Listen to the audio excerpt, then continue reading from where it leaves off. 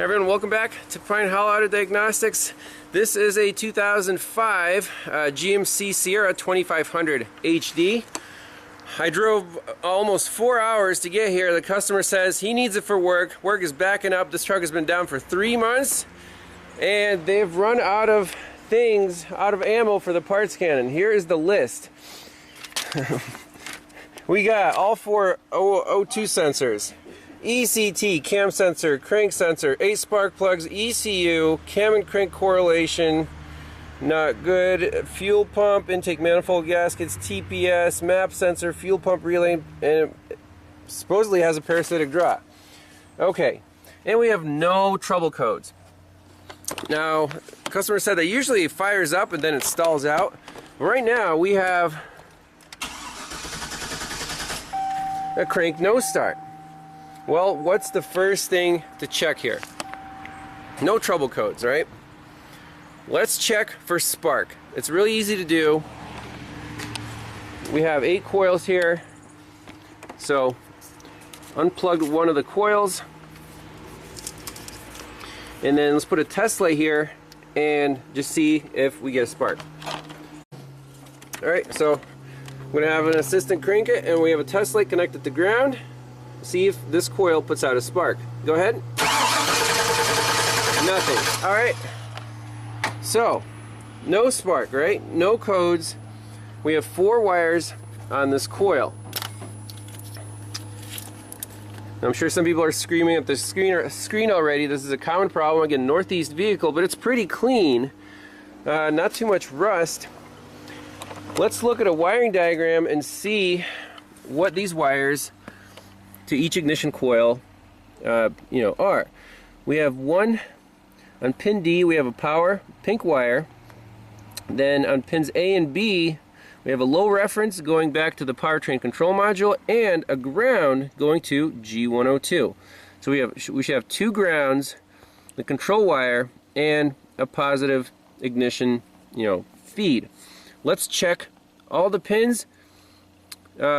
Again, A and B, this black and brown should be good grounds. Alright, so I have a little test light connected to battery positive, and if it finds a ground, the test light will light up. So now let's check all 4 pins on this connector.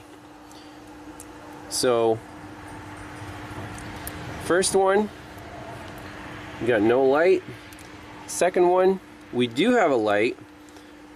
Third one, no light. Fourth one, no light. So already we're missing a ground on this black wire. I think we did a video back on Staten Island on a similar V8 GM truck where we got it running just by giving this wire a ground. We can do that. Let's back probe it, plug everything in, and see if it fires up. Alright, so I'm back probing the black wire through a fuse to battery ground. So that should be, let's just check that we have a good ground. We don't want to guess here. So if I put my probe, my test light here, yes, we have a good ground. Place your bets now. Is the truck going to fire up? I hope so. Here goes nothing. Was it? Alright, so now we just have to fix G102, and I think that's your only problem. You already replaced all the other parts. Yeah, everything's still with it. Yep. I'm 100% down. There we go. So on the diagram, they show G102, that's this guy right here, tying into the negative battery cable, apparently. And let's see here, negative battery cable does go down there, and I pulled off, indeed, you can see the tip of that wire is rusted off. So let's do the bypass test at this ground just to make 100% sure that we're chasing the right ground. So same bypass test, just poked a little hole, bypassed it to ground, everything's plugged in. Let's make sure it starts.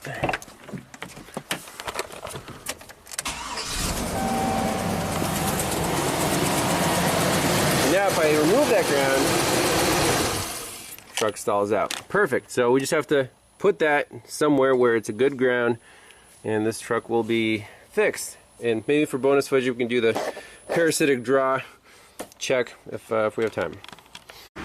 Okay, nice and easy. So soldered on an extension, this black wire, and then just relocated the ground up here. This is crimped and soldered, so the truck should fire right up. Like nobody's business. That's it. All right, let's see if we can locate a parasitic draw.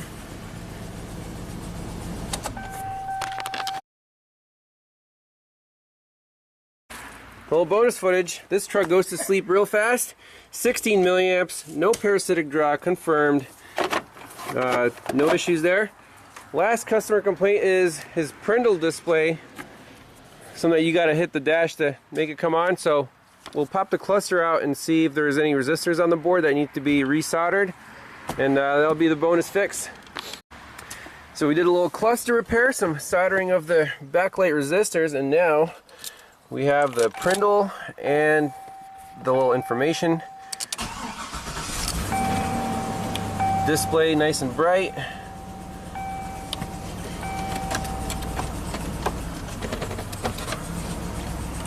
So, happy customer. That was the bonus footage, I guess. So, thanks all for watching. We'll see you next time. Bye-bye.